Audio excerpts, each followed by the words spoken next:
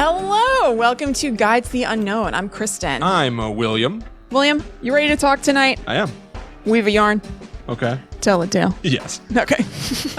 Every week, Kristen and I sit down, we talk about things from the world of horror. I've done my own research, Kristen has done her own, and then we just share the stories with each other and have a good time. Yeah, This show comes out every Friday on all major podcast apps. You can watch a video version of this show on youtube.com/talkbomb. And with that being said, why don't we just jump right into the proceedings? All right, let's do it. So I have a mini monster madness for the week. Yeah. Whoa. And it's about kind of a sleep paralysis gal named Pease Adira, maybe? It's Portuguese. It's Pisadeira.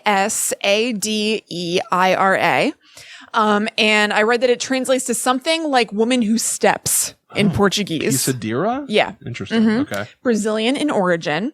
And it's like a witch figure who walks around on the roofs of houses until everyone is asleep. Then she picks someone to jump on their chest and paralyze them / terrify them. So she prefers, it's not the only people who get it, but you're more at risk of having Pease Adira visit you if you've just had a big meal and you're lying belly up. So I'm in trouble. I'm in trouble nightly. Yeah, exactly. Oh, no. And I speculate that maybe she likes the cushion for jumping on a person. It's good for the pushing. That's right. I've been a sitting duck for Pease Adira for 31 years. I actually am not, only because eating before bed gives me nightmares. What? Yeah. I started to notice the pattern. That's bizarre. I know. Huh. Yeah. So if you ever want a good nightmare, you just order some za. Oh, yeah, definitely. Yeah, if I eat too close to bed, if I have I don't have to be famished when I go to bed, but I can't go to bed. I can't eat and then go right to bed. It'll give me nightmares. Can't imagine you're the only one to experience this, but what a bizarre cause and effect. I know. I mean, I wasn't even looking for anything. I just started to notice it. Equals nightmares. Yeah. People have studied where dreams come from, and they're the jury is still out. Some people are saying it comes from the pond. Yeah. In your brain. Yeah. What do dreams mean and stuff. I feel like being able to go well, I know how to generate nightmares is a pretty huge step forward that I've never heard anyone talk about before. Yeah, I've never thought about it before. I mean, I'm sure there are other people who, whatever. I'm going to fall asleep with a bologna sandwich in my mouth and see if I experience a dream demon. Oh, it's the worst. Freddy Krueger coming running at me. The worst. Crazy. So yeah, that's basically it, except for a detail that I like. She basically has a typical witch look to her. Cool. She has long straggly hair, big nose, long fingers with pointy nails and stuff, but she has large, heavy feet. Oh. Which would clomping around on the roof. Yes, which I would think would maybe be counterproductive, because I would think maybe she'd want to be creeping on the roof. So I would think the clomping would keep the family awake, but far be it from me to tell witches how to do their business. Yeah, she obviously knows what she's doing. That's right. Yeah. So that's Pease Adira. Awesome. Yeah. I'm going to throw my a mini monster of my own at you. Please. Not so much a monster, kind of a movie monster, I guess you could call it. My topic for the evening was originally going to be ghosts that were caught on film in famous movies. Okay. I was hoping that I could find another sort of little listicle. Yeah. Where I could talk about did you know that there's a banshee that screams in the background of most scenes of Home Alone or something, whatever. You can see. That'd be very cool. You can see a funky phantom flying around outside Jack Sparrow's windows. Funky phantom. Yeah. I don't know. Cameras are rolling, maybe a ghost shows up, or there's an EVP. No, totally. Like the 3 Men and a Baby thing. That is the one. That's the only one. Yeah. That kept coming up. Yeah. A bad penny everywhere I turn. 3 Men and a Baby. Yeah. So, have you seen that movie before? No, I don't think so. Great. I watched it for the first time ever only a couple of months ago. It happened to be on. Yeah. I loved it. All right. Yeah, but anyway. It's about a 30-year-old movie starring Steve Guttenberg, Tom Selleck, and Ted Danson as 3 gentlemen that are trying to figure out how to raise this baby. That's right. But there is a scene. It's a very famous screenshot. You may have seen it online, where I believe it's Ted Danson, or maybe it's Tom Selleck in the foreground, talking to a lady and perhaps holding a baby. Yeah. In the background of the shot, out of focus, it is not the point of the scene whatsoever. There is a window with the blinds slight, like half drawn Yeah. a little bit, and a figure standing behind the curtains in front of the windows. Yeah. Nobody addresses this figure. The figure does not move. It is not a point in the movie to talk about this person standing in the background. Yeah. And so most people have looked at the movie and been like, why is there a humanoid figure in the background of this shot that nobody talks about? It's a ghost. Yeah. And so it's like a very popular thing that's been shared countless times online that there's a ghost in the movie, 3 men and a baby. But the fact of the matter is, sorry to burst the bubble on this one, because I've done my research. I watched Tom Selleck on The Tonight Show starring Jimmy Fallon, where they talk about that, and it turns out there had been a deleted scene in the movie where Ted Danson, I guess, plays a movie star in the movie. Yeah. And so he has posters of himself all over the place. Oh, that's right. Yeah. And a cardboard cutout. There had been a deleted scene where he does something with the cardboard cutout. It ends up in the back corner of a room behind the curtains. Right. And so out of focus, a cardboard cutout of Ted Danson looks a lot like the dead ghost of a little boy. That's so awesome. It's the best. A lot of people have said that, like the house where they shot that movie, there was a little boy who unfortunately passed away, and his ghost shows up in the film. That movie was shot on a soundstage, on sets. So like the whole thing tumbles apart. Yeah. But I love it. Yeah. I've always loved that. And I was really hoping that there would be other instances. I'm surprised there aren't. Yeah. Of like, you're watching the movie Castaway and there's, a figure moving in the background. Right. Tom Hanks is supposed to be alone on that island. Who could that person be? Unfortunately, that's not Wilson. It's the spirit of Wilson. He's using that volleyball. Ooh, that's like Annabelle. Yeah. Right? Like the ghost is actually manipulating the doll. It isn't That's right. possessing the doll. That's right. Ooh, there's got to be some spooky fanfic about Castaway where Wilson is a demonic entity. I don't know if there's got to be. Oh, no, I'm saying either there should be, or there has to be. Yeah, I don't think there is. Yeah.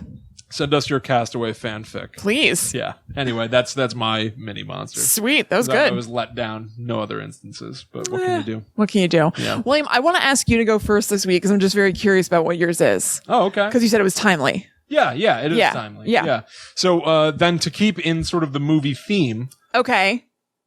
Is it Slenderman? It's Slenderman. Okay, great. Yeah, of course. Great. There is a new movie out this past weekend. Yep. Based around this sort of internet meme folklore monster called Slenderman. If you're not familiar with him, you probably still kind of are. Kristen, tell me everything you think you know about Slenderman. Slenderman was a story created on Reddit, I think. Okay. About a a tall, skinny man, I think with no face or a very like vague face in a suit, with like maybe extra long fingers or something like that. Okay. And there's like lore about him having a mansion and he asks you to do his bidding. And then if you do, you can go live in the mansion. And if you don't do it, then he'll kill you. And then it's just like spun out a bunch of different places from there. People really took to the Slender Man story. And then also the crime where the 2 girls stabbed their friend so that they could go to Slender Man's mansion. Right. Yeah. All right. So you did pretty well there. Okay. There's sort of an amalgamation of information from different places. But to be honest, that's kind of the point of Slender Man. Yeah. As far as I can tell. Yeah. We've talked on Guide to the Unknown before, countless times. You can easily count them about things like, the boogeyman, where there are different interpretations of what he is, what his goals are, his dreams, his aspirations. Everybody has their own different interpretation of that monster. Yeah. We understand that as part of sort of passing stories verbally. It may vary from one version to the next. Slenderman has an origin that you can point to and say this is the day he was created. Yeah. But once he was created, it seems like people just enjoyed the story so much, they created an endless variety. Yeah. So the whole thing about the mansion, I'm not sure where that came from. I know that it was part of the case of the girls trying to murder their friend to go to his mansion, but that was not part of the original lore. Yeah. Interestingly enough, I think Slenderman is, I think the idea of him having an easily pinned down set of rules about how he operates, what he wants, would be doing a disservice to this type of character, because I kind of enjoy the fact that so many people have written their own interpretations. Yeah, it seems like it's kind of like owned by the internet at this point. It's just a story with a million different authors, and they're all canon. 100%. Yeah. So to put an image in your head, Slenderman is inhumanly tall. Right. Sometimes or long, you could call it, as I did earlier. long. Yeah. Some people have drawn him to be, let's say 7 foot something, which people have been. Some people draw him to be, like insanely tall, taller than the trees. Yeah. Usually he's depicted wearing a red tie and a black suit with a white shirt, sort of the, anonymous image that people used online, where he's got a white featureless face. So it's almost like he's an alien. Right. The tentacles that he has are either, I've seen, growing out of his back. Ooh. Or they are his arms. Like his arms are extended and flopping around. Yeah. Where he came from is so much less interesting than where people have taken the character, I think. And to be honest, in everything I'm about to tell you about Slenderman, I am not going to cover every single thing that has ever been written about Slenderman. How could you? Because it would just be impossible at this point. Yeah. So I'm going to kind of take you on a little journey of facts about where he came from, some of the most popular stories that have been generated about him. Awesome. And talking about what is going on with the movie that just came out, because it is almost like controversially a pile of crap. Yeah. So Slenderman... I'm excited. Slenderman, as opposed to things like Bigfoot, I can tell you the day that Slenderman was created. Yeah. We don't know Bigfoot's birthday. No. Yeah. This is Slenderman's. He was a little baby. Mm-hmm. Slender baby. Entered the world June 10th, 2009, in a thread, not on Reddit, but on a forum called Something Awful. Sweet. There was a thread where people were challenged to basically create a paranormal image. Mm-hmm. Photoshop whatever you want. Make something that is, we've never seen before, use your creativity, come up with a new type of monster. Yeah. That kind of thing. Yeah. So there's a guy named Eric Knudsen who used the screen name Victor Surge. That's an awesome screen name. I think they're both awesome names. I know, I was about to say his original name is also awesome. Very Carlos Danger-esque. Yeah. Oh, but less upsetting. Carlos Danger. Forgot about that. I can't believe that's a real thing. Victor Surge. Victor Surge. Yeah. That's sweet. So he photoshopped images of kids playing outside. Mm-hmm. And in the deep background, out of focus, shrouded in fog, he had this tall, featureless, slender man. Yeah. Lurking He's around. a slender man. He's very slender. He's a slender man. It's a junior mint. So on those images, he did something that nobody else was really doing on that forum. He added little captions. So he took the images that he was creating and almost turned them into little fictional worlds, little stories. That's cool. So in one of the images, he had the caption, "We didn't want to go. We didn't want to kill them. But its persistent silence and outstretched arms horrified and comforted us at the same time." Ooh, that's good. Isn't that great? Yeah, no wonder this caught on a creepy picture with a scary guy in the background and kids in front. That's awesome. Having an old black and white image Yeah. and a little quote almost starts to build an idea in your head that this is some sort of like a newspaper article or, a quote from a witness who was nearby while this thing was in the area, something like that. Like it generates your own creativity to fill in the blanks of how we're having this quote attached to this image. I think that's probably part of why the internet took to it. That's what I guess I'm trying to say. Yeah. Like that format of like a picture with an idea already attached to it, but it's an idea that you could really spin off from. That's like perfect. It's inviting. Yeah, it is inviting. It is. Yeah. The other caption was, he had the image of the frightening man and kids. Caption said, "One of 2 recovered photographs from the Sterling City Library blaze, notable for being taken the day on which 14 children vanished for what is referred to as the Slender Man. Deformities cited as film defects by officials." There were, manipulations in the film. Fire at library occurred 1 week later. Actual photograph confiscated as evidence. Ooh, I love that. You know? Yeah, it's building a whole thing. Absolutely. I love the idea of scary things being confiscated too. Oh, yeah. Yeah, like we know this is a thing, but we're like going to try to lock it down. Yes, it's, you know, like the end of Indiana Jones. Mm-hmm. They've got the Ark of the Covenant. Uh-huh. They've seen it. They've interacted with it. But the government's going to take this. This should not be allowed. Yeah, I love that. This is not for the public to understand. We'll be handling things from here. Thank you. Yeah. We've got this version of the photograph, but the original photograph was taken as evidence. Right. You know, It gives a lot of gravitas to the photograph. 100%. The gravitas. So basically, Photogravitas. yes. Yeah. So basically, from here, other people started to Photoshop their own images of Slenderman creeping around in the background of photos. Started writing their own stories, drawing pictures of the Slenderman. Mm-hmm. My kind of theory is on top of the fact that it was presented in such an inviting way to basically be like fill in the gaps for yourself. There's something about the way that Slenderman looks. Pale white face, that's just an oval. Yep. The suit and tie, there's something about that is very, it's confusing because he's a demon. Right. But also it's something that's really recognizable and official. And, yes, it's very familiar. Yeah.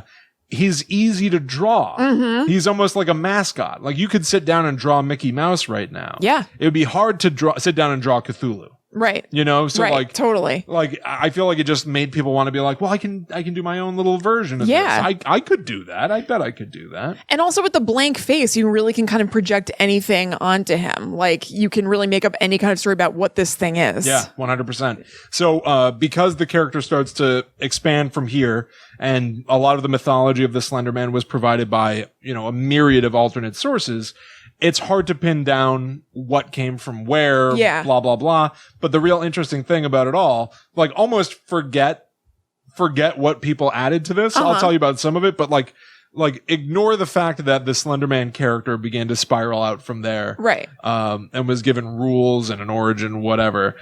The most fascinating thing about the Slenderman phenomenon is the idea that for the first time, we're able to track how folklore evolves. Yeah. Like, so I've got this thing here that was from Wikipedia. In the book Folklore, Horror Stories, and the Slenderman, The Development of Internet Mythology, Professor Shira Chess of the University of Georgia connected the Slenderman to ancient folklore about fairies. Like fairies, Slenderman is otherworldly, with motives that are often difficult to grasp. Like fairies, his appearance is vague and often shifts to reflect what the viewer wants or fears to see. And like fairies, the Slenderman calls the woods and wild places his home and kidnaps children. Yeah. There's a whole thing about folklorists being fascinated by the Slenderman story, not just because it's kind of weird and strange, but because you can say, this started in 2009, like halfway through 2009, and you can track the ways that a story evolves over time with multiple participants working together to build a story that will be passed on even more times. Yeah, so totally. It's like for the first time we can track, I don't know, the evolution of language. Yeah. The evolution of storytelling. Absolutely. If that's your job as a folklorist anyway, and you have to put those pieces together kind of without records, it must be really exciting to have these records now to draw from. Yeah. Or I wonder a teeny bit like, oh, I kind of like the hunt. Of figuring this out, you know, maybe it kind of like takes away from it a little bit. Yeah, maybe. Yeah, I don't know. But this same author, Shira Chess, she argued that the Slenderman exemplifies the similarities between traditional folklore and the open source ethos of the internet. And that unlike traditional monsters like vampires and werewolves, the fact that Slenderman's mythos can be tracked and signposted offers a powerful insight into how the myth and folklore form. She identified 3 aspects of the Slenderman mythos that tie it to folklore. Collectivity, meaning that rather than one single person, there are a bunch of people that are collaborating to build the story. Variability, meaning that alternate people telling the story change the way the story is told. And performance, meaning that the audience, the way that we react, I viewed this almost as like a sink or swim, like the cream rises to the top kind of idea that like, because a million people are telling Slenderman stories, the ones that are told well or that people really respond to are the ones that do well online. And so that is the version that is now considered to be fact Right. for the character. Huh, interesting. And continued on. Yeah, Darwinian. Yeah, exactly. So, like you imagine people sitting around the campfire telling stories about Bigfoot. Yeah. The person who talks about how Bigfoot, is as tall as, like a tree or whatever, people are like, well, he's an animal, right? So that doesn't really make sense. They don't tell that version to their friends. Yeah. But the person that is, out there talking about how, like, he's a protector of the forest, and if you set a toe out of line, he's going to get you. People are like, well, I understand that. I understand the idea of right and wrong. Yeah. Attached to this creature. He has his own morals. That's really interesting. I got to tell my friend about that. And so the story continues. Yeah. Yeah. That's really sweet. Real quick on the Bigfoot tip, everybody out there, I've talked about the show Euphemet. It's a podcast in our private Facebook group, but their most recent episode is about this guy's kind of like hunt and relationship for Sasquatch, and it is so good and actually very heartwarming. Yeah. So very quick aside. A lot of the stuff on that show is like really kind of like unusual for what you'd expect. Like a paranormal show to be. Yeah, totally. Yeah, it's really, check out you. But that one in particular is it's cool. You don't usually hear things like that talked about from that angle. Yeah. Yeah, it's like very meaningful to him. Cool. So it's interesting. Anyway. There are other things about Slenderman that have been added, like I said, that weren't created by the original author. Yeah. So here are some of the things that people seem to take for granted as being fact about the Slenderman. Right. They just think it's part of Slender lore. Yes, this is part of the Slender lore. So he's able to teleport. If he's nearby, you might get Slender sickness. Oh, God. What is that? It's basically just like mental, like you start getting super paranoid. I bet you like grab your head and you're like, like there's a loud noise. Or you might become sort of like a proxy of his. He can almost twist your heart. Now you work for the Slender Man. Oh, no. That kind of a thing. Yeah. Delusions, nosebleeds. Some of these have been added by a particular depiction of Slender Man. So you can find all these online. Like if you Google Slender Man stories, you'll get a ton of them. The one that I was always the most fascinated by, and that truthfully I have not really watched that much of. I found it to be kind of confusing and challenging. But I've tried many times. There's a web series called Marble Hornets. Okay. Now, it's very plainly a story about kids that are trying to figure out what's happening to them as Slenderman is basically taking them over one by one and attacking them, messing with them. The name Marble Hornets is that these kids, several months ago for a school project, were trying to make a short film called Marble Hornets, but it fell apart. Okay. They stopped doing it. The kid that was primarily in charge of putting together this documentary bailed, and now several months later, one of the other kids is like, whatever happened with that? Why did he stop? He was super interested in it one day, and then he never wanted to do it again. Yeah. So he goes to look at some of the old Marble Hornets footage that was shot and sees that a lot of it is, hard to decipher. Seems like it was shot by the guy in a state of, like psychosis. That's a cool idea. To see the operator appearing in the background of some shots. Out of focus, blurry, shaky cam. It's found footage. So to me, the Blair Witch Project was the start of a lot of things. Yeah. It was a story that was about folklore because there's this town where a witch is said to have lived and died, and now she haunts the woods and she takes children, blah, blah, blah. But the movie itself was also about 3 film students that were just trying to figure out what's going on and end up getting themselves in too deep. Yeah. I really love the Blair Witch Project. Yeah. Marble Hornets seems like a distinctly modern version of that kind of story. Cool. It's kids that don't know what's going on, what happened several months back, and are trying to figure out how to move forward. One of their friends gets Slender sickness at one point. Yeah. I wouldn't consider these spoilers because I barely understand the series. It's a YouTube channel. It might be 2 YouTube channels where they upload videos that are like 2 minutes long a piece. Some of them take place out of sequence. But yeah, I haven't ever followed one, but I'm intrigued by channels and things that do stuff like that. Yeah. Very challenging. Yeah. I feel like that might be the fact that it's so unusual might be one of the reasons why you don't see it really hit the mainstream. Right. It's hard to necessarily. latch on to, it sounds like. Yeah, you've got to be invested. You got to be paying attention. But then I'm sure once you are, I bet there are people who are obsessed with it, right? Absolutely. It is done very well. It's got like Cool. 10 million views, something like that. Like, this is not a small thing. Cool. I've never heard of it. I'll have to look that up. They eventually made a movie based on Marble Hornets that starred Doug Jones. He's a very sort of famous character actor. He's a very tall, skinny guy, so he ends up playing the operator in that movie, which is what they call Slenderman. Yeah.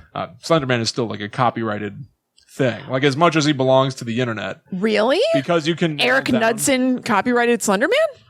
Copyright is implied. I don't know the facts on this. Yeah. But in my own experience doing things online, copyright is implied. If you can prove, here's the thing that I created, you can see the origin point for this thing. Right. It's yours. Yeah. Yeah. So people can do whatever they want with it. Yeah. Eric Knudsen has every right to shut it down if he wants. Right. And be like, you can't profit from this. Exactly. You know what it reminds me of a little bit? So my job is that I work for Kara Benz, who has a blog and a YouTube channel and everything called Bohoberry. And it's gone off some different directions, but like it's about like journaling and day planning. And so in that kind of community, the bullet journal is a really huge deal. And you can Google it. It's like a whole thing. But there's one guy who invented, so to speak, the bullet journal. Like, and it was just a simple list keeping thing. Like, no big deal, but just the way that this guy could keep his day organized. And it has branched out into this humongous community of people who do like all these artsy things with it. Like, there are like trackers of different sorts that seem to be like a pattern that everybody has. Like, so it kind of reminds me of the fact that Slenderman started with one guy's idea and then it became this whole huge thing that's like it almost belongs to the internet. It's like the bullet journal is kind of similar. I bet a lot of people don't know the name of like Ryder Carroll, the guy who invented the bullet journal. Yeah, for sure. Like a lot of people don't. I didn't know Eric Knudsen's name. I didn't even know Victor Surge. Yeah. So that's all I'm saying. Well, Go you'll ahead. never forget it. No. Yeah, I think it's really important to be able to still funnel things down and point out the person that created something. I think about that with the bullet journal guy, Ryder Carroll.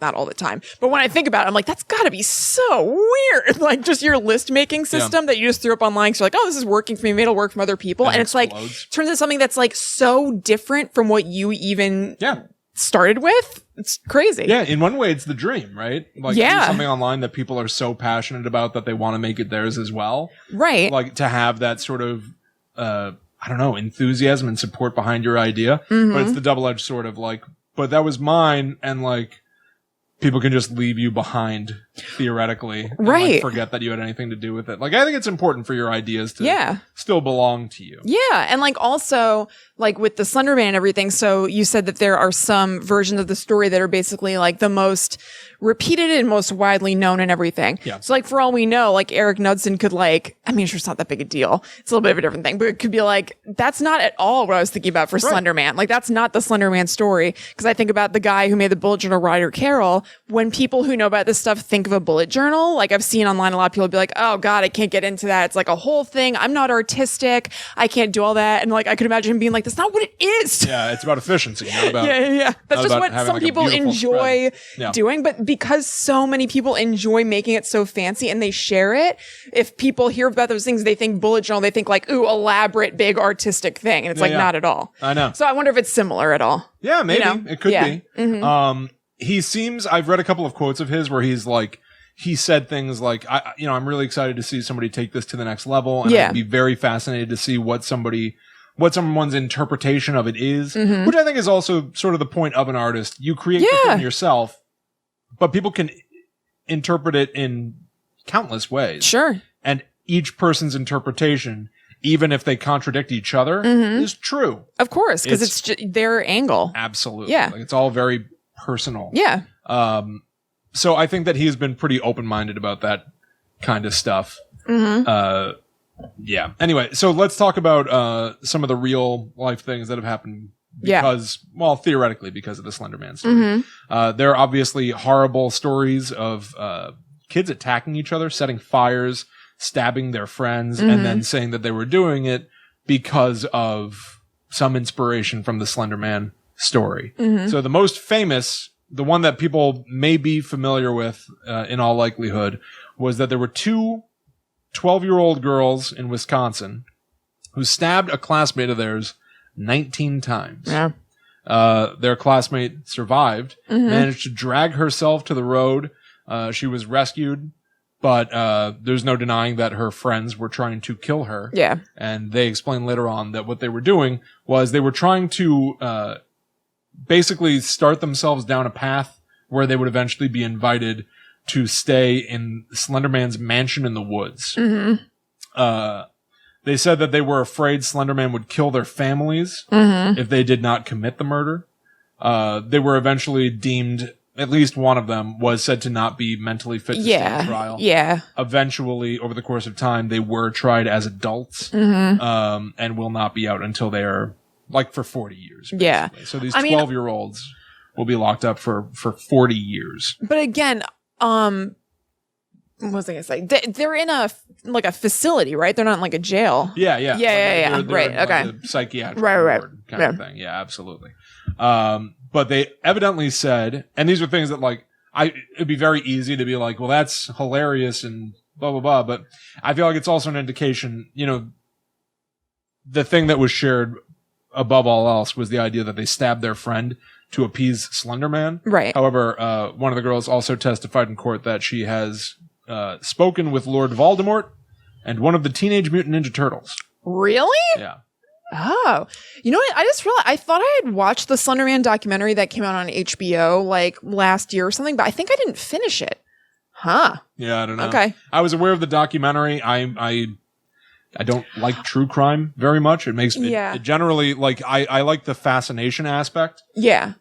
I think that's what most people get out of it, but I have a very hard time not immediately then being like, oh, these are real people that like something really horrific happened to. And yeah, absolutely. It gives me no pleasure to hear how, I don't know, in what poor shape this girl was in, that she seems to genuinely have thought that she was in communication with fictional characters. Yeah, I don't totally remember why I started watching it. I do like true crime. I have a harder time with it as I've gotten older, but I still do really like it. I think it was in the Slenderman documentary. I'm not 100% sure, but it would make sense. I think they were talking about kind of the culture of sharing things on YouTube and sort of the dark side of that. And I think that one of these little girls kept watching these kind of like violent videos on YouTube toward animals. Oh, God. And I'm remembering now, I think they showed something and I was like, I'm out. Yeah. No, cannot do that. That's what I think it was. Anyway. Absolutely cannot do that. Even when people, I more often than not see horrific imagery like that on Facebook when people are sharing things to be like, can you believe people are horrible to animals? Can you believe that somebody did this to a dog? Yeah, well, you're being horrible to me right now. Can you not? Stop sharing that. Yeah, share the message, not the image. Like, I know. I am very not about that. No way. That kind of approach. No way. Yeah, it puts me off. Absolutely. So there are, unfortunately, other stories of kids doing this. In 2014, a 14-year-old girl in Florida allegedly set her family's house on fire while her mother and 9-year-old brother were inside. Oh, God. Police reported that the teenager had been reading online stories about Slenderman. So this is one of those things where, and it's not something that we can solve, especially not on this show. Yeah. But sort of the idea of, like I said about the two girls who very famously tried to stab their friends so they could go to Slenderman's mansion in the woods, which I'm not sure where that part of the legend comes from. I'm not sure where the mansion in the woods. Not that I've read a ton of Slenderman stuff, but I've only heard it in the context of Same. She also talked to Lord Voldemort and a Ninja Turtle? Why did anyone talk about that? What is it about Slenderman? It feels to me, especially that with seems this, like that's the main thrust, though. Like they were doing it for Slenderman to get to his mansion. It's not like they were doing it for Voldemort to get to that cemetery. True. But then you throw in this girl who perhaps set her family's house on fire. Yeah. And the police say it's because she'd been reading online stories about Slenderman. Mm-hmm. Is that true? Or is that sort of like you listen to heavy metal? Oh, yeah, that's true. Who knows? You know what I mean? Who knows? It could just be coincidence. So not to muddy the waters. Like maybe it is as exactly cut and dry as it sounds with the girls that stabbed their classmate. Mm-hmm. But when I see stuff like that where it's like obviously like I watch a bunch of horror and stuff and like somebody like the idea that somebody would be like, well, you shouldn't read that then because might, make you want to burn your house down. It's just like, it's not true. It approaches hysteria. Yeah, I didn't really register the fact that it's just that they said she had visited the website that contained Slenderman and not that she had said that the burning down of the house had to do anything with Slenderman. So you're totally right. That sounds like, unless there's just something that we didn't see, that sounds unconnected. It sounds like them when they were pulling people into the principal's office after Columbine because they were wearing trench coats. Yeah, exactly. Like, people are not necessarily as simplistic as that. Yeah. It's not, and it's surprised that we still just don't learn that lesson. I know. Whatever. I know. So here's a real wild one. Okay. In doing this research, I found out, sometimes we've done research about urban legends and monsters, and we find out some sort of a real story or what might have been like the real seed? origin of something. I don't think that this is really the really, really real origin of Slenderman. However, I thought it was very interesting. Cool. The president of the Oglala Sioux tribe, Native American tribe, explained that there is a belief in a suicide spirit that is not dissimilar to the story of the Slender Man, which suggests that the Slender Man goes back obviously much further than 2009. Yeah. So how is he similar? Do you know? Yes. Okay. He is known as either the Big Man or Walking Sam. Walking Sam is a sweet ass name for a scary thing. Is that name? So Walking Sam is a big man in a tall hat who appeared around the reservation and caused young people to commit suicides. She said that Walking Sam had been picked up on police scanners, but the police had not been able to protect the community from him. He was a bad spirit. I read that he was so tall, he would hold his arms out, and those would be the branches from which people would hang themselves. Whoa, that's very cool. As wild? A story. Yeah. So, wow. You think of Slenderman as being that shapeless face wearing a suit. Right. I'm not sure when the modern business suit was invented. I'm not sure myself. But is that as far back as his origin goes? Or has he reinvented himself from place to place, from time to time to appear comforting to different, He's evolving with the times. Absolutely. Yeah. So was Slenderman perhaps the big man? Was Slenderman Walking Sam? And so then the idea of Slenderman is almost like that idea of an idea being something that can travel from person to person. Like it's its own actual thing. Oh, yeah. Wonderful. Yeah. Wonderful segue, Kristen, because I'm going to start talking about pop culture and Slenderman. Great. I'll make it brief. Let's do it. First thing I want to say, that idea of like a spirit of creativity whispering an idea in your ear, and you can either capitalize on it in that moment or it'll go to somebody else. Yeah. I'm a very big fan of a filmmaking group, YouTube group called Red Letter Media. A lot of people may be familiar with them as doing the Mr. Plinkett reviews for Star Wars prequels, where he basically did these massive 3-hour-long dissections of Star Wars from 1999 and how terrible it was, but he doesn't just rag on it. He explains the actual reasons why that's an unfulfilling movie. That group I find hilarious. They do movie reviews online of current films. They watch old bizarro movies on VHS tapes that would never have been upgraded to modern technology. They are lost to time. They watch them and that's talk about awesome. them. They even watch, do you remember you'd get a VHS tape and it would be learn how to use the internet? And yeah, theoretically. That's it weighs less than most VHS tapes do. Yeah, because there's no tape in it. Yeah, and it's 15 minutes long. Yeah. They've done shows where they just watch a bunch of those. That's awesome. Talk about them. It's called Best of the Worst. Have them find that Clue video. The video that's a companion to the game. Yeah. Will and I used to be obsessed with it, and there's no way, I don't know how we could find it. So, aside from commenting on film, they're also filmmakers themselves. And one of the earliest films that they did was a movie that I think was called The Recovered. Okay. Anyway, Google Red Letter Media Slenderman.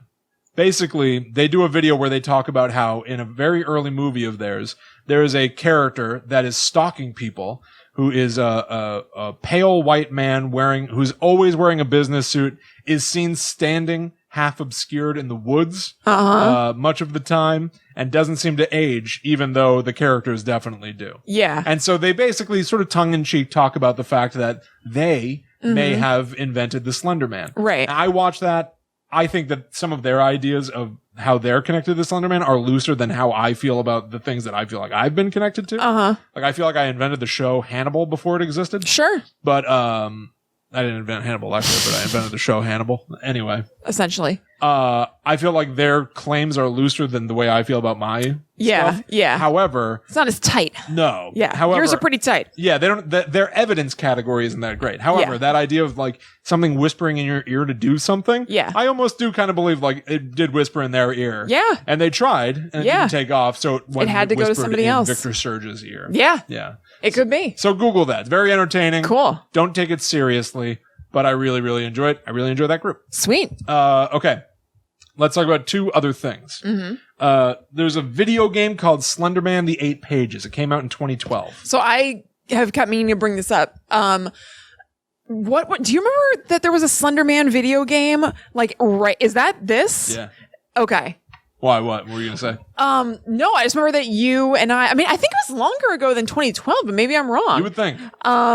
That there's this scary video game and then he would just like pop out. Yes. That was like my first introduction to Slenderman was like you, me, and like Mike playing that. Yes, 100%. We were in alleys in my first apartment in town. We were standing in the little office where we used to do shows. Yeah. And we played that for a little bit. It was really, really fun. Yeah. It was a game that was highly addictive for a very brief period of time. Yes. You're in the woods. You're on your own. It's just you and a flashlight. And you are walking around trying to find 8 pieces of paper that are hidden around the environment. Sometimes it is stuck to the side of a tree. Sometimes it's inside an old barn. Each page says something terrifying about, he whispers in your ear at night. Yeah. He comes to take the children away. So ostensibly you're learning bit by bit about this monster that's chasing you. Right. And you can pick up on audio clues and visual clues that will let you know if Slenderman is close. You are always running from him. It sounds sweet. He's always there. I never played it completely. I just like looked at the beginning of it and got scared by Slenderman and quit or something. Is it cool? It's fine. I haven't played it in a very long time. My feeling about it is kind of the point is that you're supposed to pick it up and put it down. Yeah. They eventually expanded the game and released it for like the Nintendo Wii U and PlayStation. Really? 3. Yeah, it was called Slender: The Arrival. Okay. It's still available. It's $10 on PC right now. They gave it, multiple levels. Sometimes you're running around a suburban environment, you're running around on the street, whatever. It did not hold my attention. My feeling is that it's almost like Pac-Man. Yeah. There are some people who get really addicted to Pac-Man and will see it all the way through. I like to play Pac-Man, play tops 2-3 levels. Sure. And I'm good. That's how I felt about that game. And I felt it was hyper addictive and really fun and very scary. And it was sort of the modern resurgence of survival horror. I feel like there are a lot of very big games that then followed up on exactly that kind of gameplay. Yeah. There's a very big Alien game where you play as Sigourney Weaver's character's daughter, creeping around a big old spaceship, and the xenomorph is constantly on your tail. Oof. Constantly. I don't like that. Just Slenderman. Yeah. It's just the same. Stressful. Too stressful. Very addictive. So the other big one to talk about is the fact that I'm talking about Slenderman because there's a movie in theaters right now. A movie that I did not see, but wanted to, but MoviePass changed their plan. We actually had the same we were going to see it the day after we ditched seeing it, and we couldn't. Oh, Kristen. Yeah. I wanted to go. MoviePass only allows you to see one of two We were going to movies. ask you. Oh, really? Yeah. Yeah, as of this recording, because it's constantly changing, we currently live in the period of time where MoviePass only allows you to see one of two movies. It is up to them which 2 movies are available. Slenderman has not been available every time I've wanted to go. Yeah. So I did not go to see it. However, what I do know is that it has not done well. Correct.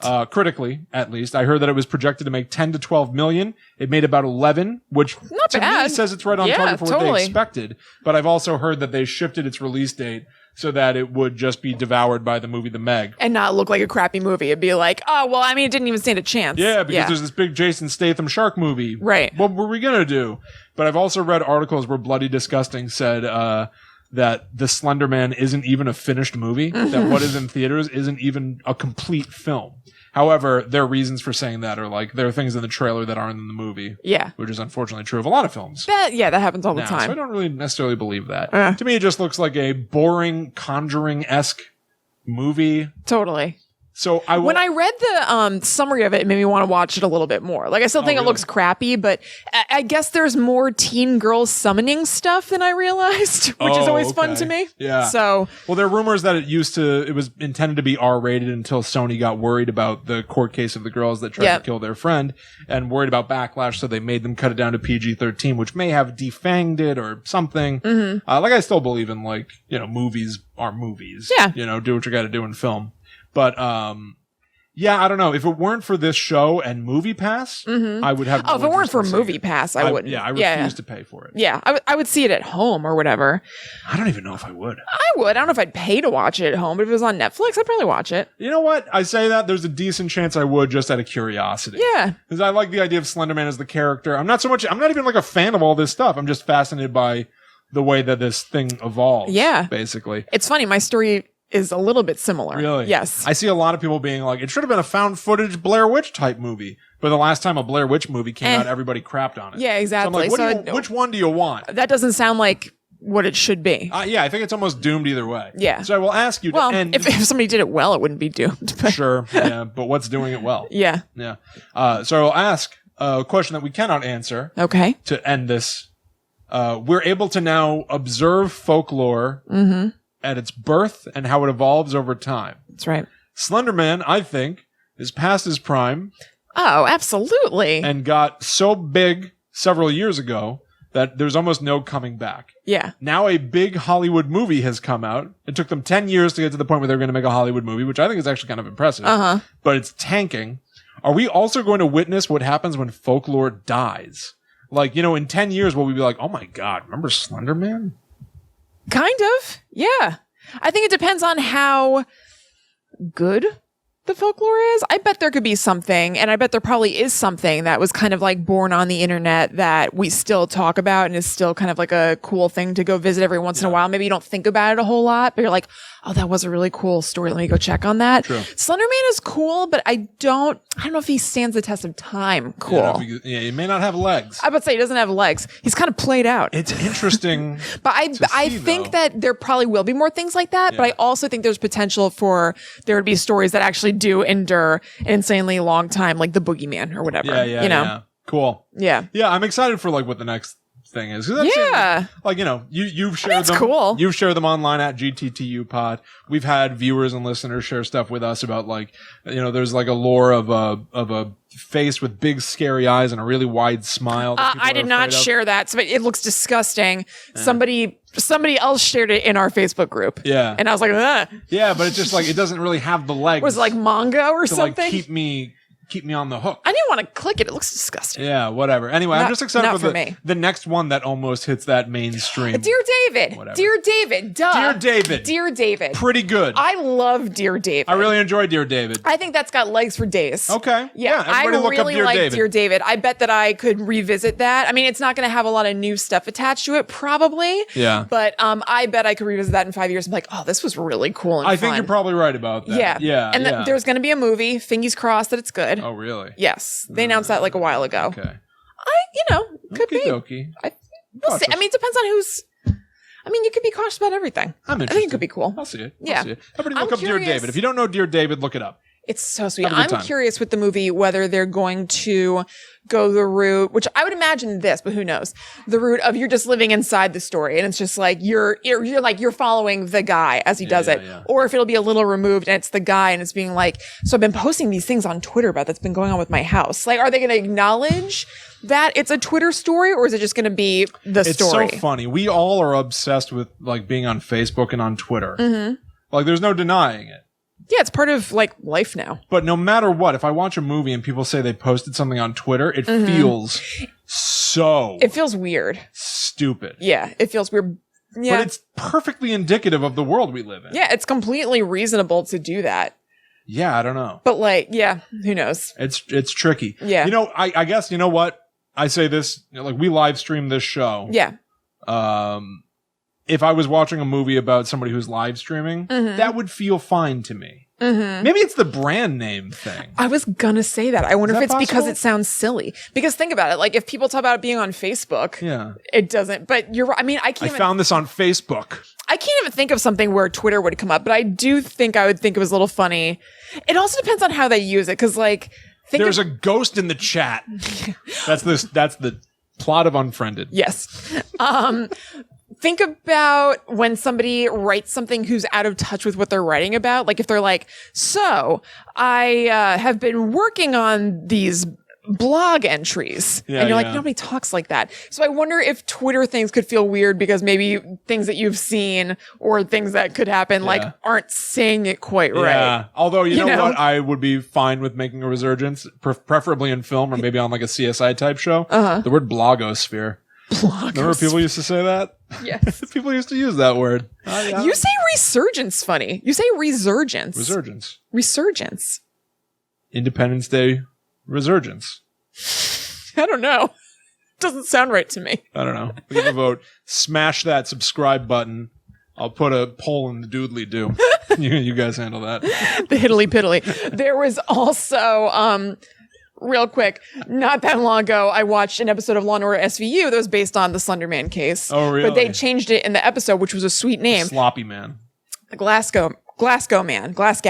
No, I don't know how to pronounce things. Glasgow is how I say that word. You say S's like Z's. Glasgow. I think they said Glasgow. I would ask for a glass of water, not a glass of water. Yeah, but I guess if it's one S in the middle of a word, you say it like a Z. Huh. What's another one? Boy, I don't know. Raspy voice. It's not a raspy voice. Innocence. Do you really? No, I do not. Oh, okay. Yeah. I do not say I was like, that sounds weird. Anyway, that is the end of the Slender Man story. Cool. Or is it? Yeah. Let's see. I don't know. God. I think it might be over. Pulled quite a face. I think it's kind of over. It feels dated already. It feels done. It's still funny, interesting, but it's like, it doesn't feel... It doesn't feel like it's going to keep rolling. Still occasionally want to watch Marble Hornets. I'm interested in that. That sounds very cool to me. Yeah.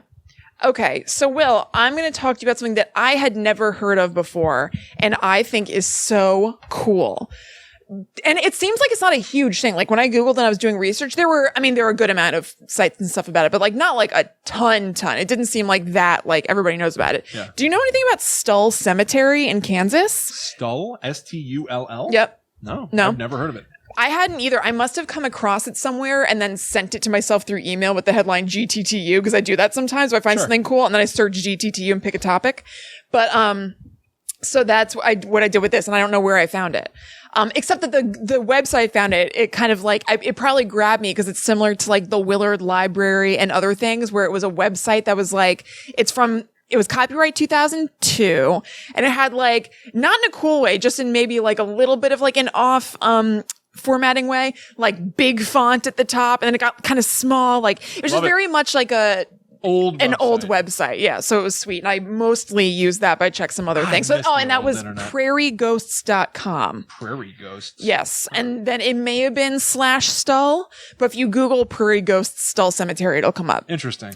I like going to old websites. It feels like creeping around in like a ghost town. Yeah. I know no one's been here in a long time. It's so cool. And I think there's something about the fact that they don't have polish. Like, not to say that polished websites are any less authentic whatsoever. Yeah. But I think it's the fact that it was made so long ago when making your own website was not really a thing a lot of people did. Yeah.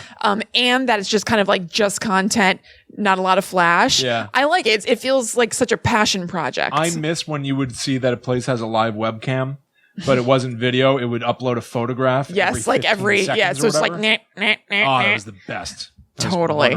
That's like the Willard Library cam actually was like that. You're right. And then the Mothman cam seems to just be down permanently, but it still has the square on the website. Yeah. Oh, I love that though. I love it though. Me too. Okay, so Stull Cemetery is awesome. So it's Stull, Kansas, and it is a super duper rural area with very few residents. It's that there are probably like less than 20 residents who live there. Okay. And again, this is a smorgasbord of facts from this 2002 website and other places that were a little bit more current. So who knows? All right. But the deal with Stull Cemetery is that supposedly, it's one of the 2 places on earth that the devil appears in person. Oh. And he does it 2 times a year. He does it on Halloween and he does it on the spring equinox. Wow. The other place that he appears is in India and they happen simultaneously. So he is just, because he's the devil and he's got all the powers, he's appearing in both places at the same time on these dates. That's so cool. Yeah, totally. That's almost like they've said that, I'm going to get this completely wrong, just for the record. I know this is wrong.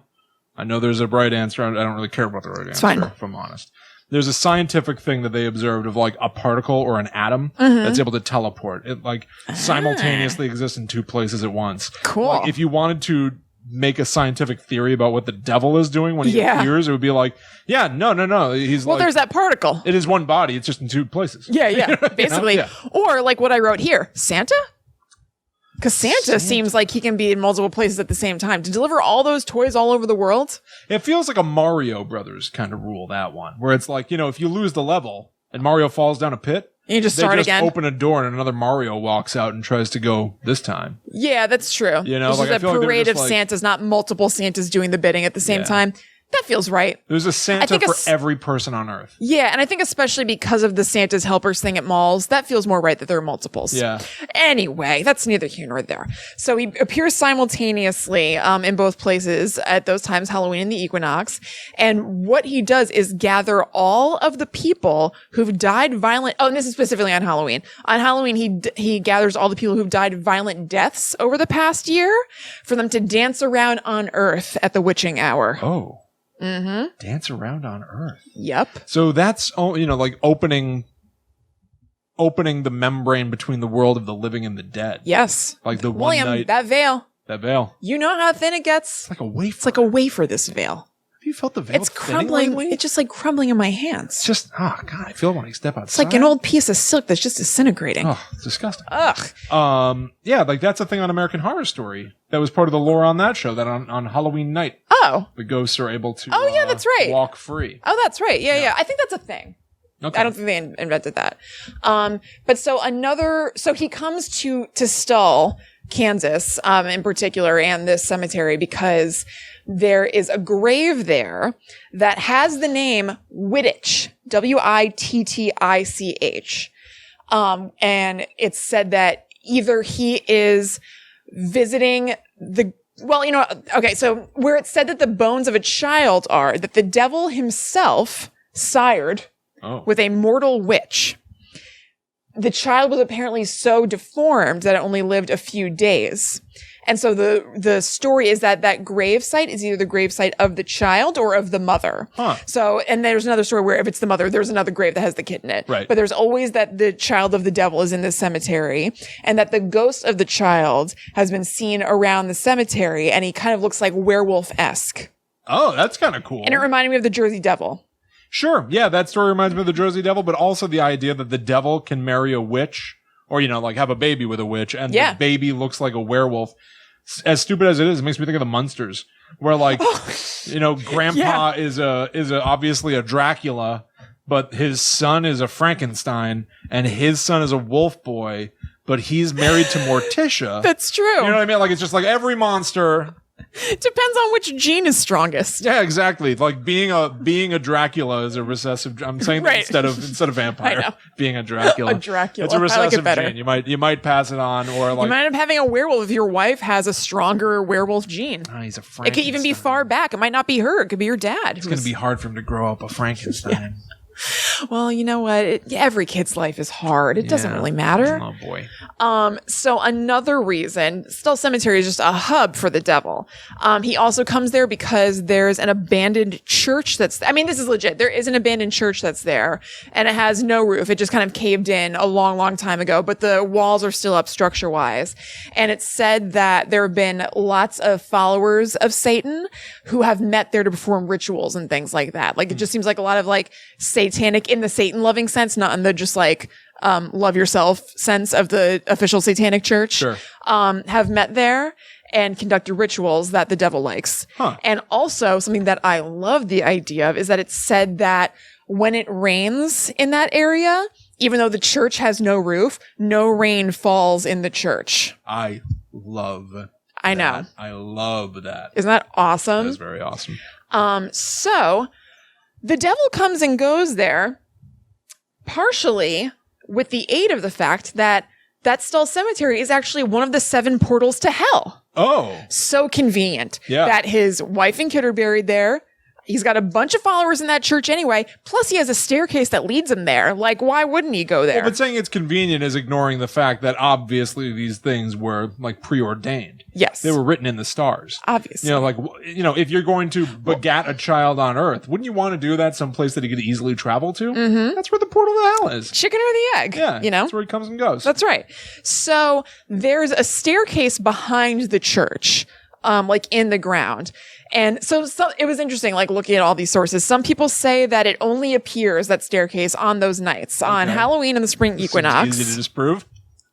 Some people give detailed instructions of how to find it. Like people who have gone to Stull Cemetery to like root around or whatever are like, okay, so it's at the back of the church on the right side. It's hard to find because the cover is covered with grass. Like they make it sound like they've seen it from things. I found it on like weird Kansas, like Weird USA or whatever. So it was that structure of like Weird New Jersey where people write in with their anecdotes of going to these places. And so a couple of people were like, yeah, it's back here.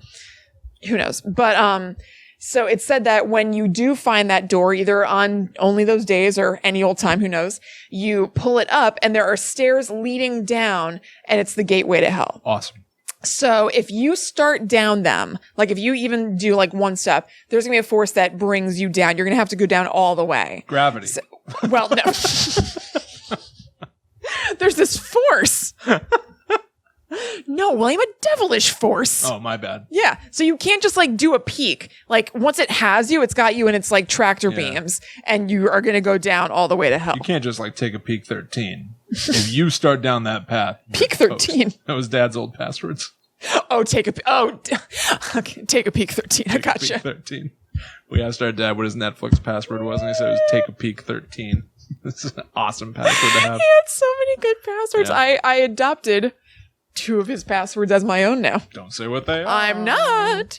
Okay. So, but they're funny. So also in the cemetery, which is very sweet, there was a huge tree that actually grew up through a headstone. Okay. So basically it said that this like gravestone was like entangled kind of with the roots of this tree. And that's said to have been a place where a witch was hanged at one point. Ooh. So it's a little bit of the lore of the cemetery. And it was cut down by the town. Some people say it was a way to dissuade tourists and looky-loos who come to the cemetery. And other people say it was just dead. So it was like no biggie. Right. Dead tree. So speaking of looky-loos and tourists and everything, this whole thing picked up steam not that long ago. Like they say these stories stretched really back, but it was written about in the student-run newspaper of the University of Kansas in 1974. Cool. And that's what got people going. Is an article that was talking about like weird occurrences and said that it was haunted and had different people quoting and saying like haunty things that had happened to them. And then I found on a site that maybe the origins of that, like how these students even heard of that or whatever, was that apparently there was a professor at the university who told the gateway to hell story to his classes, like year after year since the 50s. Cool. Like this is just like, which I can totally imagine, like it just being somebody's thing who's like, Stull Cemetery. Like they get that like weird little twinkle in their eye when somebody is like loving this story that they're like telling. Santa. Yeah. He wiggles. Wait, does Santa wiggle his nose? He touches his nose, right? He touches his nose. Yeah. Ooh, so floops up the so chin. impish. Yeah. But yeah, so apparently this professor like loves telling his new students like, there's a place with like a gateway to hell, not that far from here or whatever. That is a version of college I could have gotten behind. Oh, totally. I did not enjoy my time in college. If I had been in a class where the professor was like, say, by the way, I probably shouldn't be saying this. But it's in that rehearsed way where he's obviously said it a million times. It's so fun, yeah. If you go down old Boot Hill, be careful. There's quicksand. There's quicksand. But I never had that experience where like a bunch of college kids are hanging out in the quad. Yeah. And then one's like, hey, Douglas, I dare you to go talk to the devil at Stull Cemetery. I'm like, fine, I'll do it then. I'll do it. And then you find yourself walking into the cemetery at night, like a bunch of kids with flashlights or whatever. That's completely what happened. I loved that experience. Oh, totally. I never had that either. Never had it. I did take a literature of horror class when I was in college. Cool. That was sweet. Yeah. So that's basically what happened. Like this this thing got written about in the newspaper, and people started going there to check it out and like daring each other to go there at night to scare each other. Love it. And then a few years later, there was another article about it in the Kansas City Times, which is obviously a larger newspaper. And then it like really exploded. So people started visiting all the time, and they were messing up the cemetery because people are idiots. So they would like take a piece of crumbling headstone to like show everybody that they actually like went and did it and stuff. So it was starting to get like messed up and vandalized, because also people ruin things. And also it's a lot of like young people who are going and like slamming beers and stuff and waiting for something to happen and getting bored. Yeah. So then they start like screwing stuff up. A shotgun? Yeah. Shotgun some Hennigans? Hennigans. Yeah. The no smell, no tell scotch.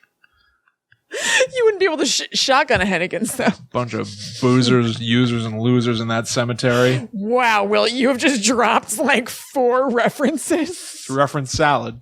Yeah, in the last like 5 minutes, and I enjoy all of them. Perfect. So then in 1978, there were about 150 people, it was estimated, who went there on Halloween night to like see this whole devil thing. Yeah.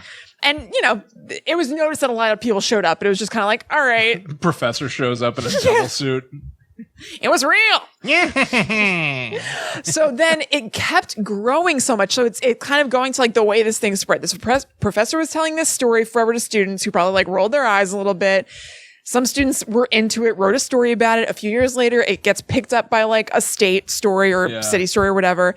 150 people go a few years after that. Then by 10 years after that, there were probably about 500 people. Wow. Who were showing up there. So the police had to start setting up a presence there because it was like a whole thing. Yeah. They were allowed to do it, but they just had to like they had to scope it out and make sure nothing vandalize these graves. Nothing crazy was happening. You know, like, because like on the one hand it's awesome, on the other hand, like, have a little respect for the dead, and people might be trying to like, you know, visit their family's grave and stuff. Could you not like, you know, put your butt on it and take a picture? Probably. Hey, do butt on grave and take a picture of it. That was huge, like planking for a while. Yeah. You just trust me. It's called hamstone. Put your ham on that tombstone. Hamstoning. Hey, you want to go out and do some hamstone? Yeah, like planking, as you said. That was just like a massive one before the age of the internet. Hamstoning. Talk about a grave rubbing. That's such a better joke than hamstone. It's like night and day. Wow. That almost seems, in retrospect, like it's, that feels like it was where I should have started rather than hamstoning. Grave rubbing makes so much more sense and is such a more logical joke than hamstoning. Hamstoning. No, but hamstoning is good for like a teen sensation, like owling or perching or whatever they called it. And planking. I don't think they would call it grave rubbing. I think they would call it hamstoning if we're talking about a thing like that. Hamstoning. But you can imagine like kids in class being like, yeah, I did some grave rubbings last night, professor. And the professor being like, oh, that's wonderful. I mean, you must be a student of history then. Yeah, I got a really good one. Yeah, you could say that. Yeah, I did grave rubbings on like half the headstones. You know, barely keeping it together. Professor's like, good. I'm not sure what to do about this. I'm glad to hear that, Jeremy. Moving on. I'm stoning. All right. No, not at all. So then my final thing, I'm sure things have happened since, but in 1999, this craze kept going for all these years, from 1974 to probably now. But so cool. But in 99, a television crew came on Halloween to record like the whole hullabaloo and everything. And everything was like fine and cool with the crew there until 11:30, when an unknown rep for the cemetery let the police know that they had to make everybody leave. Why? Maybe they didn't want what was going to happen at midnight to be recorded on television. Ooh. I leave you with that. Yeah. I mean, you know, might have been the same thing that happened every midnight on Halloween for the last several decades. Nothing. I don't think so, William. Like, I like the idea of everybody like reconvening year after year, knowing the devil's not going to show up, just hanging out having fun. Right. But then like, yeah, why shut that down? I know. People being respectful. I know, which they probably were-ish with the police there and everything. Yeah. Like, I didn't get the impression from reading it. It seemed like when it was just like small groups of friends who went, they acted a fool. But it sounds like on Halloween, it was probably like, a little out of control because there's so many people. But I don't think it was like a horrible. It wasn't like Woodstock '99. Went out of your way to point out the worst Woodstock. Well, that's my point. Is that was the worst. I don't think it was like Woodstock '99 where there were horrible things happening. It was just a normal gathering. Gotcha. I guess that's the only thing I could think of that would be a bad gathering. Woodstock '99. You get word that there is going to be a real wild party happening in a cemetery on All Hallows Eve. Do you go? I mean, it's hard to say because I just don't really love a wild party. So like that part of it dissuades me. Yeah. I don't know. Do I know about lore? They say that there is some sort of a thing that they usually do at the witching hour, but nobody tells you anything more than that. This party happens every year. This is the first year that you've been made aware of it. They try not to... It's a small underground party? Yeah. Yeah, like it's not publicized really. Right, so it's not a rager. No. Yeah, sure. Yeah? Yeah. I don't even know if I would. It depends on who the people were. Like if somebody's telling me about it, I must kind of know them. So like if people were like, yeah, we go there every Halloween at midnight, right, and like a weird thing happens, if I kind of like that person, I'd be like, weird, okay. And we have fun amongst the stones. Yeah. Do you go then? The person said it like that. You know what that reminds me of? That I've been playing in my head over and over for not that long. Ryan and I last night were in the car and Howard Stern was on and he was playing like audio of people, like weird community meetings, wherever they're called, like town meetings. Yeah. And he played these two comedians. So in California, apparently they were trying to ban house parties or something. Okay. And these two comedians went up pretending to be like real people. And they had like kind of like surfer bro kind of personalities that they took on. And they were trying to defend why house parties shouldn't go away. And it was actually really funny. And the thing that stuck in my head was that the one guy went up, said this whole ridiculous thing. It seemed like he could kind of be a real person, but he was also ridiculous. And the person running it was like, all right, enough, sir, sit down or whatever. Yeah. They're like, call the next person. That guy comes and he's like, hello, good sir. It's like the same kind of dude. And at one point during it, he was like, the same guy. Yeah. And at one point during it, he's like, house parties bring people together. For example, like Brendan and I were star-crossed. He goes, he, a surfer, and I, a bodyboarder. And then the guy was like, all right, enough, sir, enough. I keep thinking about it. We were star-crossed. He, a surfer, I, a bodyboarder. That's wonderful. I know. That's a wonderful joke. But so I've been thinking that kind of voice like all day. Oh, I love that voice. Yeah. I love that voice on the East Coast. No one talks like that. I'm not sure if anyone really talks like that. I don't know that they do. Yeah. But like somebody being like, yeah, we'll sit out under the stars. Or like if you heard that in New Jersey, you'd be like, what? Wow. I would go to that party. If that person is inviting me, then sure. Fair enough. If it's Fair like, enough. Who's Sean Penn's character in Fast Times at Ridgemont High? I've never seen that It's like Spumoni or something. Spicoli? Spicoli. Spumoni. Pastramo. Cool. Cool. That's it. Kill. Awesome. So Stull Cemetery. Stull Cemetery. Stull. Mm-hmm. That's the place to be if you want to see El Diablo. Yeah. On Halloween and the spring equinox. That's really cool. What about the place The other variation was the last day of fall and then the spring equinox. Okay. I don't think that Halloween's the last day of fall. But see, I would almost think it would be like the first day of fall and the first day of spring. Because then they would be... Oh, is the spring equinox the first day? I don't know. I'm not sure. Because then it would be like perfectly like between seasons. Like it's 6 months separated from each other. Just like he's like on two different poles at once. Yeah. He appears at opposite sides of the year. Yeah, could be that. Like that, you know? I'm not sure what was up with India. I'm not sure. Yeah, because that's a weird one. Yeah, I don't know. Yeah.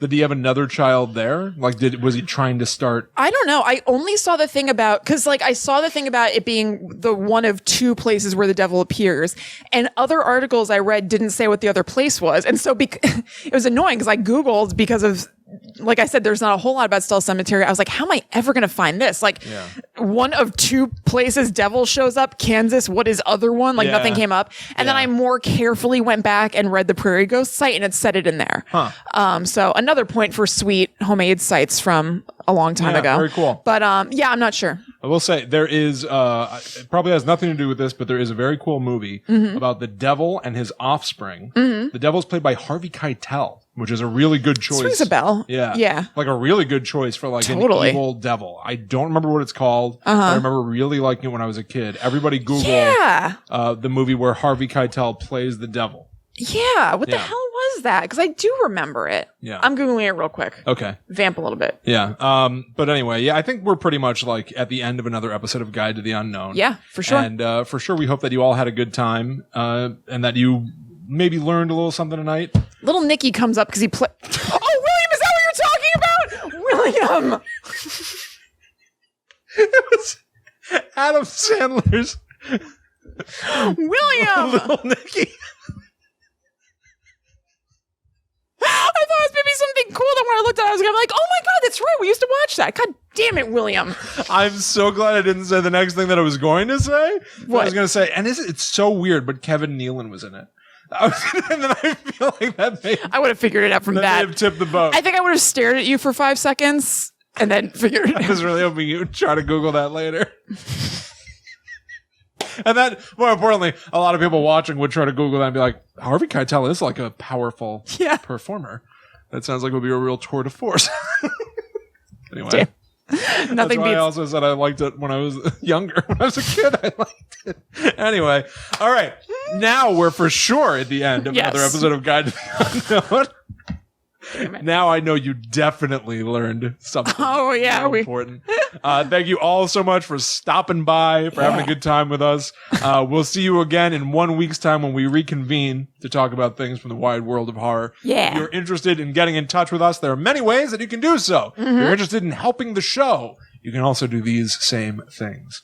Follow at GTTU Pod on Twitter, Facebook, and Instagram so you can get your daily dose of weird news straight from old Chrissy herself. That's right. The twisted mind of Kristen Rogers Anderson. Talk back, share your own findings with us. You can email gttupod@gmail.com if you want to send us any paranormal stories that you've heard from your family, you may have experienced yourself. We may do a show about those listener viewers generated stories in the future. I would go so far to say, as we will definitely do it, we just need a few more stories. So if you have a story that you're sitting on, please send it to us. Yeah. Go check us out on Patreon. That's patreon.com/gttupod, or download the app and look us up. You can donate to the show. Give a little something back. Help us keep this thing running. And just that'd be awesome. More as a thank you than really anything else. Yeah, it's nice to feel acknowledged. Yeah. Review the show on iTunes. Tell your friends about it. If you enjoyed this episode, there's a good chance that somebody you know might also get a kick out of it. So please help spread the word about Guide to the Unknown any way that you can by posting, or literally just by telling the person sitting beside you about our little show. Yeah. You can even follow us individually online. That's right. I'm at Chillin' Kristen on Instagram. I am at Haunted Sponge. So we'll see you next time when we get weird once more. That's but right. Until that time comes, we must travel. Back to the netherworld. Go we. Bye.